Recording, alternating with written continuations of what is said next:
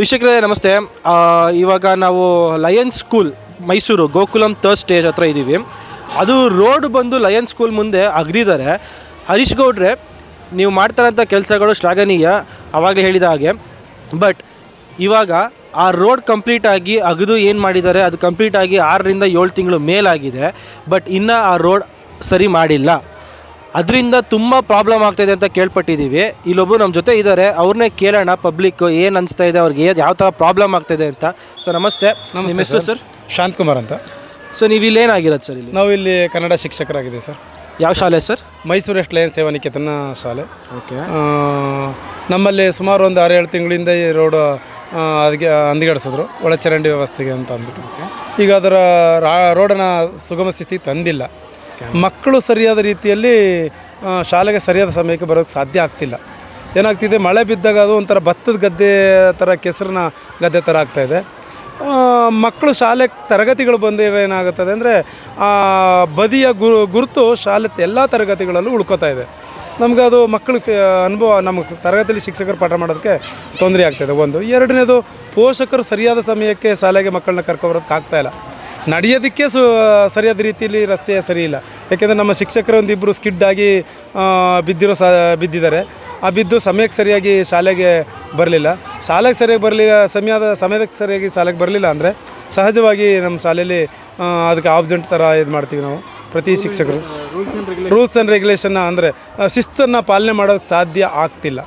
ಹಾಗಾಗಿ ಪೋಷಕರು ಮಕ್ಕಳನ್ನ ಸರಿಯಾದ ಸಮಯಕ್ಕೆ ಕರ್ಕೊಬರೋದಕ್ಕಾಗಲಿ, ಮಕ್ಕಳು ಶಾಲೆಗೆ ಸರಿಯಾದ ಸಮಯಕ್ಕೆ ಬರೋದಕ್ಕಾಗಲಿ, ನಮ್ಮ ಶಿಕ್ಷಕರು ಸರಿಯಾದ ಸಮಯಕ್ಕೆ ಶಾಲೆಗೆ ಬರೋದಕ್ಕಾಗಲಿ, ಮತ್ತು ನಿವಾಸಿಗಳು ಓಡಾಡೋದಕ್ಕೂ ಕೂಡ ತೊಂದರೆ ಆಗ್ತಾಯಿದೆ. ಎಲ್ಲದಕ್ಕೂ ತೊಂದರೆ ಆಗ್ತಾಯಿದೆ. ಇದು ಆದಷ್ಟು ಬೇಗ ಈ ರಸ್ತೆನ ಸುಸ್ಥಿತಿ ತರಬೇಕಂತ ನಾವು ಸಂಬಂಧಪಟ್ಟ ಶಾಸಕರಿಗೆ ಮನವಿ ಮಾಡ್ಕೋತಾ ಇದ್ದೀವಿ ಶಾಲೆ ಕಡೆಯಿಂದ. ಸರಿ, ಈಗ ಇನ್ನೊಂದು ನಮಗೆ ಬಂದಿರೋ ವಿಚಾರ ಏನಂದರೆ, ಇಲ್ಲಿ ರೋಡ್ ಸರಿ ಇಲ್ಲದೇ ಇರೋ ಕಾರಣದಿಂದ ಮಕ್ಕಳುಗಳು ಸೈಕಲ್ ಓಡಾಡ್ತಾ ಇದ್ದಾರೆ. ಇಲ್ಲಿ ಸ್ಕೂಲು ಡೈಲಿ ಬರೋದಾಗಲಿ ಹೋಗೋದಾಗಲಿ ಮಕ್ಕಳು ಬರ್ತಾ ಇದ್ದಾರೆ.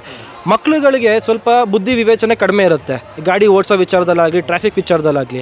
ಈ ಥರ ರೋಡು ಈ ಥರ ಪ್ರಾಬ್ಲಮ್ ಆಗಿರೋದು, ನೀವು ಶಿಕ್ಷಕರಾಗಿರೋದ್ರಿಂದ ನಿಮ್ಮನ್ನ ಕೇಳೋಂಥ ಅನುಭವ ಇರ್ತೀರ ನೀವು. ಆದ್ದರಿಂದ ನಾವು ಕೇಳ್ತಾ ಇದ್ದೀವಿ, ಮಕ್ಕಳುಗಳು ಈ ಥರ ಸೈಕಲ್ ಓಡಿಸ್ಕೊ ಬರ್ಬೇಕಾದ್ರೆ, ಈ ಥರ ರೋಡ್ ಈ ಥರ ಹದಗೆಟ್ಟಿರ್ಬೇಕಾದ್ರೆ, ಅವ್ರಿಗೆ ಟ್ರಾಫಿಕ್ ಸೆನ್ಸ್ ಇಲ್ಲದೇ ಇರೋ ಕಾರಣ ಅವ್ರಿಗೆ ಏನಾದ್ರು ಡ್ಯಾಮೇಜಸ್ ಏನಾರು ಆಗುತ್ತೆ, ಈ ಥರ ಮುಂದೆ ಏನಾದ್ರು ಪ್ರಾಬ್ಲಮ್ ಆಗುತ್ತೆ, ಇಲ್ಲ ಗಾಡಿಗಳು ಹೋದಾಗ ಧೂಳು ಬರುತ್ತೆ, ಕಾಲೇಜ್ ಒಳಗಡೆ ಸ್ಕೂಲ್ ಒಳಗಡೆ ಆಗಲಿ ಧೂಳು ಬರುತ್ತೆ. ಆದ್ದರಿಂದ ನೀವು ಶಾಸಕರಿಗೆ, ಆ ಕ್ಷೇತ್ರದ ಶಾಸಕರಿಗೆ, ಯಾವುದೇ ಕ್ಷೇತ್ರದ ಶಾಸಕರಾಗಲಿ, ಅವರಿಗೆ ನೀವು ಏನಂತ ಒಂದು ಹೇಳೋಕ್ಕೆ ಇಷ್ಟಪಡ್ತೀರಾ ಅವ್ರಿಗೆ? ಸರ್, ಒಂದು ಬಡಾವಣೆಯಲ್ಲಿ ಒಂದು ಶಾಲೆ ಇದೆ ಅಂದರೆ ಸಮಾಜದಲ್ಲಿ ಮಕ್ಕಳಿಗೆ ಉತ್ತಮ ಶಿಕ್ಷಣವನ್ನು ಕೊಡೋದಕ್ಕೋಸ್ಕರ ನಾವು ಶಾಲೆನ ತೆರೆದಿದ್ದಾರೆ. ಅದು ನಮ್ಮ ಲಯನ್ಸ್ ಶಾಲೆ ಒಂದು ಸೇವೆಯನ್ನು ಕೊಡ್ತಾ ಇದೆ.